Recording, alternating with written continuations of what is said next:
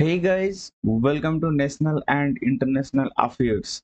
So again, welcome back to the Hindu editorial section.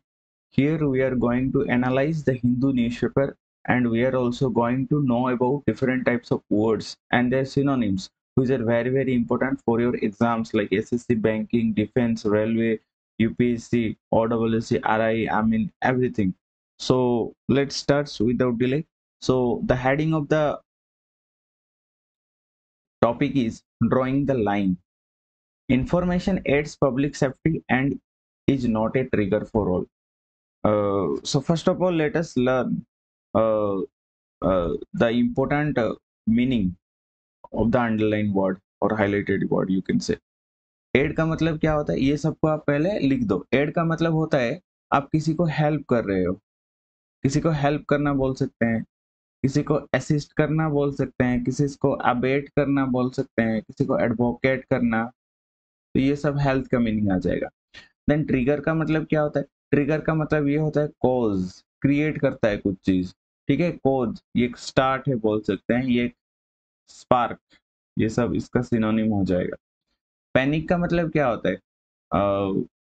फिर आते हैं हमारा वर्ड पैनिक। देखिए, पैनिक का मतलब होता है अलार्म, एंग्जाइटी, अलार्म हो जाएगा। एंग्जाइटी, एंग्जाइटी एक अच्छा वर्ड है। नर्वसनेस, फियर, जो डर होगा ना उसको पैनिक बोला जाएगा। फियर, फ्राइट, ये सब अच्छा वर्ड इसके लिए हो जाएगा। Nervousness. So these are some important words for panic. Then calamitous. What is the meaning of calamitous? Calamitous का मतलब ये होता है कि कोई चीज बहुत तेज हो, बहुत मतलब डिजास्ट्रस हो, कैटास्ट्रोफिक, डिस्ट्रक्शन वाला चीज हो, डिस्ट्रॉय कर दो सब कुछ, तो कैटास्ट्रोफिक बोल सकते हैं हम। कैटास्ट्रोफिक बोला जा सकता है, कैटाक्लिज्मल बोल सकते हैं। इसका ऑपोजिट में आ जाएगा कैलामिटस का ऑपोजिट में आ जाएगा हमारा प्रोपिशियस। प्रोपिशियस आ जाएगा। ठीक है, फेलिशियस भी आ जाएगा, फेलिशियस। ये फेलिशियस वर्ड एग्जाम में बहुत बार आता है। फिर चलते हैं प्रॉम्प्टेड। प्रॉम्प्टेड का मतलब क्रिएट करना। ठीक है, ये क्रिएट करता है। क्राइसिस का मतलब क्या है? इमरजेंसी है। इमरजेंसी हम बोल सकते हैं, कैटास्ट्रोफ भी बोल सकते हैं, कैटास्ट्रोफ हो जाएगा। फ्लीइंग का मतलब इधर से उधर तक चले जाना, उसको फ्लीइंग बोलेंगे। रिफ्यूज का मतलब होता है शेल्टर। ठीक है, शेल्टर, रहने के लिए जो जगह होगा, प्रोटेक्शन होगा। पहले आप ये सब लिख लीजिए अपने कॉपी में, फिर हम समझेंगे इसको डिटेल्स में। क्रम्बल का मतलब क्या होगा? कोलैप्स हो जाना। क्रम्बल का मतलब हो जाएगा कोलैप्स। ब्रेकडाउन बोल सकते हैं हम, ब्रेकडाउन बोल सकते हैं। ठीक है, फॉल अपार्ट बोल सकते हैं, फॉल अपार्ट, फॉल अपार्ट, ये सब उसका अच्छा वर्ड हो जाएगा। फिर नेक्स्ट चलते हैं प्रॉक्सिमिटी। देखिए, प्रॉक्सिमिटी का मतलब क्या होता है? प्रॉक्सिमिटी का मतलब होता है नियर, मतलब डायरेक्ट, इसको प्रॉक्सिमिटी बोलेंगे। क्लोज, क्लोज हो जाएगा इसका सिनोनिम। ठीक है, इमिनेंट एक अच्छा वर्ड है, इमिनेंट, इसे आप याद रखना। एक्सेलरेशन का मतलब स्पीड, कुछ स्पीड में हो तो उसको एक्सेलरेशन बोलेंगे। फीसर्स का मतलब क्या होता है? फीसर्स का मतलब होता है क्रैक, जो क्रैक पड़ जाते हैं ना, जो स्रेविक, स्रेविक भी बोल सकते हैं इसको। क्लेफ्ट, क्लेफ्ट बोला जा सकता है। स्पिल, स्प्लिट, स्प्लिट बोला जा सकता है। फ्रैक्चर, तो ये सब इसको वर्ड हो जाएगा। नेक्स्ट आता है टनलिंग। टनलिंग एक्टिविटीज यानी कि माइनिंग एक्टिविटीज, MINNING। तो माइनिंग एक्टिविटीज को हम टनलिंग एक्टिविटीज बोलते हैं। कंसर्न्स का मतलब क्या होता है? वरी, चिंता, चिंता इसको बोलते हैं, वरी होना। ठीक है, ट्रबल, TROUBLE, ट्रबल हो जाएगा इसको। डिस्क्वेट, QUIET, डिस्क्वेट हो जाएगा। अर्बानाइजेशन का मतलब क्या होता है? अर्बानाइजेशन का मतलब ये होता है शहरीकरण। एक जगह हो वो सिटी में कन्वर्ट हो जाएगा तो उसको अर्बानाइजेशन बोलेंगे। इनएविटेबल का मतलब श्योर, जो श्योर होगा। अनएवॉइडेबल, उसको अवॉइड हम नहीं कर सकते। अनएवॉइडेबल, जो कि सर्टेन है, जो कि सर्टेन है, कोई चीज सर्टेन है तो उसको इनएविटेबल बोलेंगे। कोई चीज नेसेसरी, इनएक्सोरेबल हो सकता है एक अच्छा वर्ड, इनएक्सोरेबल। ठीक है, नेसेसरी, SSARY, याद रखना नेसेसरी में डबल एस आता है, सी में नहीं आता। नेक्स्ट आते हैं नेक्स्ट वर्ड पे, देखिए डिसेमिनेशन। डिसेमिनेशन का मतलब क्या होता है? स्प्रेड होना, पब्लिकेशन करना, पब्लिकेशन, पब्लिकेशन। डिसेमिनेशन का मतलब स्प्रेडिंग, कोई चीज स्प्रेडिंग होना उसको हम हमारा डिसेमिनेशन बोलेंगे। सर्कुलेशन हो, सर्कुलेशन। एग्रावेटिंग, एग्रावेट का मतलब एक्चुअली होता है कुछ एनोइंग चीज, कुछ एग्जास्परेट चीज होता है, ठीक है, एग्जास्परेटिंग, चिंताजनक, एनोइंग। लेकिन यहाँ पर इसका मीनिंग है कोज्ड, यही वही बोल सकते हैं, कोज्ड यहाँ पर इसका मीनिंग हो जाएगा। रिब्यूक का मतलब क्या? गाली देना, फटकार देना, ठीक है। गाली देना को हम बोलते हैं रिब्यूक।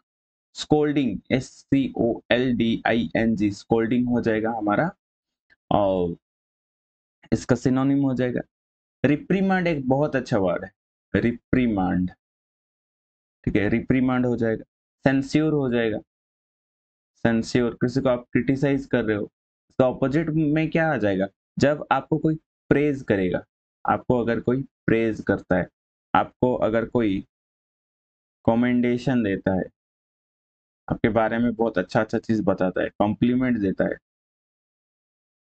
कॉम्प्लीमेंट। तो ये सब सिनोनिम पहले आप लिख लीजिए, फिर हम इधर समझते हैं। सो देखिए, चलते हैं। Drawing the line, information aids public safety, यानी कि अगर इंफॉर्मेशन होगा कंट्री में, अगर इंफॉर्मेशन होगा पब्लिक के पास तो उनके लिए वही सेफ्टी है। And is not a trigger for panic, और ये जो इंफॉर्मेशन नहीं दिया जाएगा तो ये जो इंफॉर्मेशन है ना, ये पैनिक नहीं क्रिएट करता, ये प्रॉब्लम नहीं क्रिएट करता, ये हमारा फियर, डर नहीं क्रिएट करता। अगर हम कुछ इंफॉर्मेशन पब्लिकली पब्लिश कर रहे हैं, सेंट्रल गवर्नमेंट को बोला जा रहा है, तो इससे पब्लिक सेफ्टी होता है ना। कि जैसे कि एक अर्थक्वेक आज आ गया इंडिया में, और इसकी इंफॉर्मेशन को इंडियन सेंट्रल गवर्नमेंट ने निकाला ही नहीं, ये सोच के कि अगर ये इसको इंफॉर्मेशन को निकाल दिया जाएगा तो इससे क्या होगा, इससे लोग सब डर जाएंगे। अरे भाई वैसा नहीं होता।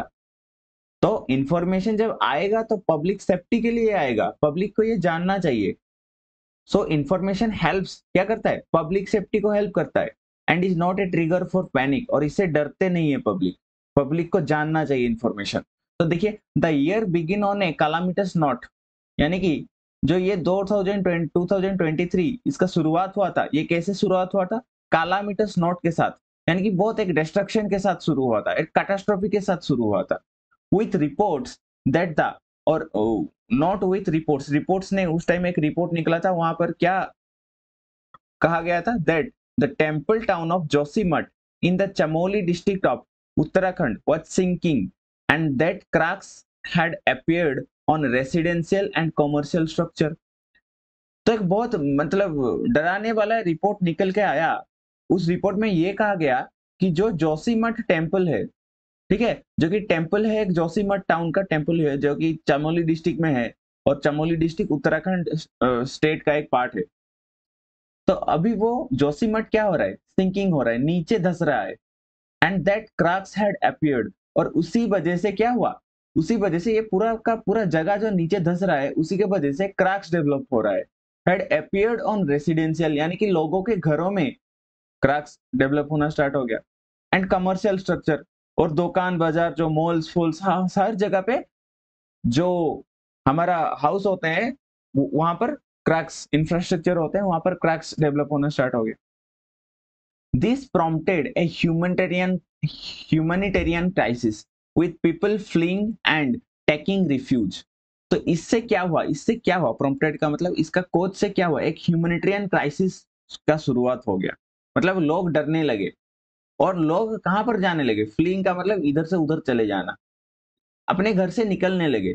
एंड टेकिंग रिफ्यूजेस का मतलब शेल्टर, प्रोटेक्शन, और वहां पर और वो सब कहां पर जाके रहे, इन टेंट्स लगा के रहे, ओपन स्पेस में रहे। जैसे आपको भी पता है कोई अर्थक्वेक जब होता है तो हमें घर पे नहीं रहना चाहिए, बाहर जो खुली स्पेस में चले जाना चाहिए। तो लोग वही सोचे और वो भी चले गए खाली स्पेस में, fearing that their home should crumble, और उनका डर ये था कि कहीं ना कहीं उनका घर भी धस जाएगा। अभी इधर आते हैं, देखिए approximate reason for the acceleration. तो इसका एक्चुअल रीजन और नियर रीजन और डायरेक्ट रीजन क्या है? ये जो reason for the acceleration in features, acceleration का मतलब जो बहुत तेजी से जो गड्ढे मतलब फ्रैक्चर्स बन रहे थे, बहुत तेजी से जो फ्रैक्चर्स यानी कि फीचर्स बन रहे थे और जो क्रैक्स डेवलप हो रहे थे घरों में, was attributed to tunnelling activities from the Tapovan Tapovan Vishnugad power project being developed by the National Thermal Corporation. तो इसका रीजन क्या बताया जा रहा है, इसका डायरेक्ट और नियर रीजन क्या बताया जा रहा है, जिसके वजह से कि जो फिशर्स, जो फ्रैक्चर्स और क्रैक्स डेवलप हुए थे, वो और भी तेज होने लगे और भी वो ज्यादा टूटने लगे। इस, इस, इसका इसका रेस्पॉन्सिबल का क्या है, इसके लिए रेस्पॉन्सिबल कौन है? टनलिंग एक्टिविटीज, टनलिंग यानी कि माइनिंग एक्टिविटीज हो रहा था, किसके द्वारा? एक तपोवन विष्णुगढ़ पावर प्रोजेक्ट, जो कि नेशनल थर्मल पावर कॉर्पोरेशन के द्वारा डेवलप किया गया था। तो एक इंस्टीट्यूशन है जो कि माइनिंग एक्टिविटी कर रहा था, और इसी के वजह से, तो इसी माइनिंग एक्टिविटी के वजह से ये बताया जा रहा है कि ओ हमारा जो क्रैक्स और फ्रैक्चर्स पड़ना स्टार्ट हो गए। There were also concerns on, तो लोगों के मन में ये भी भय था कि कंसर्न्स यानी कि प्रॉब्लम जो होता है, यानी कि वरी, ट्रबल। तो लोगों के मन में ये भी ट्रबल था कि वेदर ग्राउंड वाटर डिप्लेशन, और इन ग्राउंड वाटर डिप्लेशन का मतलब ग्राउंड वाटर जो होता है ना हमारा, कम हो जाना, नीचे चले जाना, उसको ग्राउंड वाटर डिप्लेशन बोलते हैं। क्यों नीचे चला जाएगा? क्योंकि हम बहुत ज्यादा तेजी से यूज करेंगे। और increase urbanisation that encouraged faulty construction. तो ये भी एक कंसर्न की बात है कि इतना तेजी से शहरीकरण हुआ और जो ग्राउंड वाटर को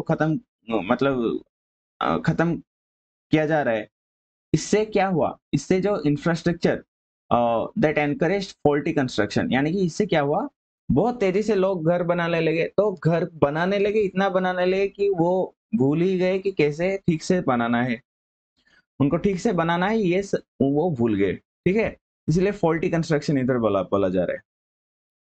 तो ये had reached A point from which disaster had become inevitable. तो ये इतना तेज से हुआ कि एक पॉइंट ऐसा भी पहुंच गया कि डिजास्टर को अब कोई भी रोक नहीं सकता।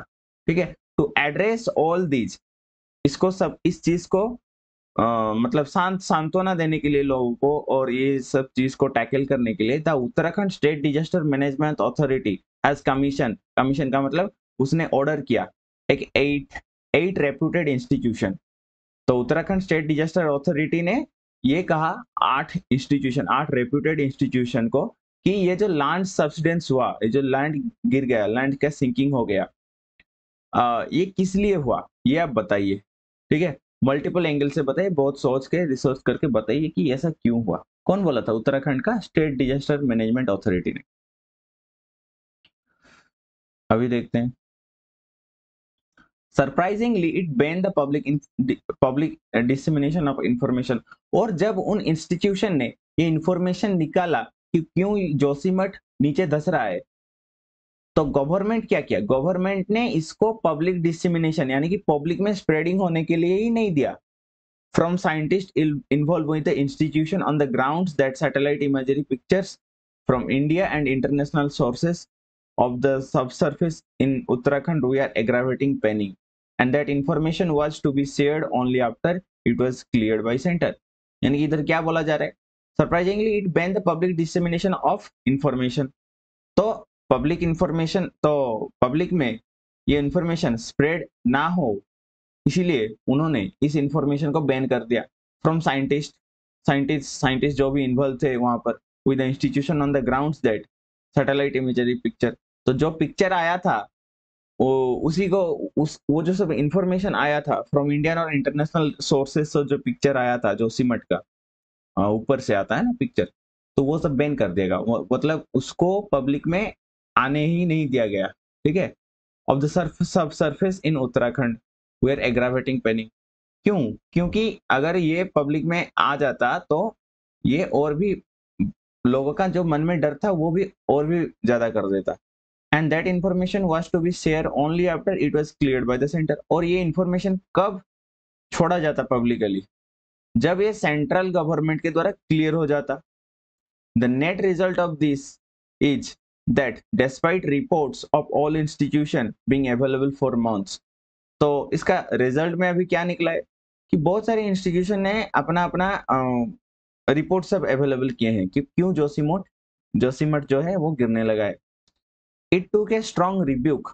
और अभी क्या किया? अभी central government, state government, central government ने कुछ एक्शन ही नहीं रही, इन्फॉर्मेशन को निकाल ही नहीं रही है। तो इसी के वजह से जो हमारा हाई कोर्ट ऑफ उत्तराखंड है उसने गाली दी किसको? Last week, for the state authorities to make this information public. और ये बोला कि स्टेट अथॉरिटी, तुम ये जो इंफॉर्मेशन है जोशीमठ का, तो इसको पब्लिकली जल्दी से रिप्रेजेंट करो। सो ये रहा हमारा editorial. I think you are getting my point. So with this we have completed the editorial. ये आपके लिए बहुत बहुत इंपॉर्टेंट है, इससे आपको कंप्रहेंशन की नॉलेज आएगा। और हमारा प्लेलिस्ट भी है जहां पर हमने एलिमेंट्स ऑफ इंग्लिश ग्रामर और एक गाइड टू इंग्लिश ग्रामर का कुछ वीडियो भी छोड़े हैं हम। तो वहां पर आप एलिमेंट्स ऑफ इंग्लिश ग्रामर में आप अगर कुछ भी नहीं पता, बेसिक आपको कुछ भी नहीं पता, तो वो देखोगे। फिर वो देखने के बाद आप जाओगे एक गाइड टू इंग्लिश ग्रामर, वहां पर मैंने हर एक रूल सबके बारे में बता के रखा है, तो उससे नोट बना के आप ये कर सकते हो सब कुछ। Thank you for being with us, have a nice day.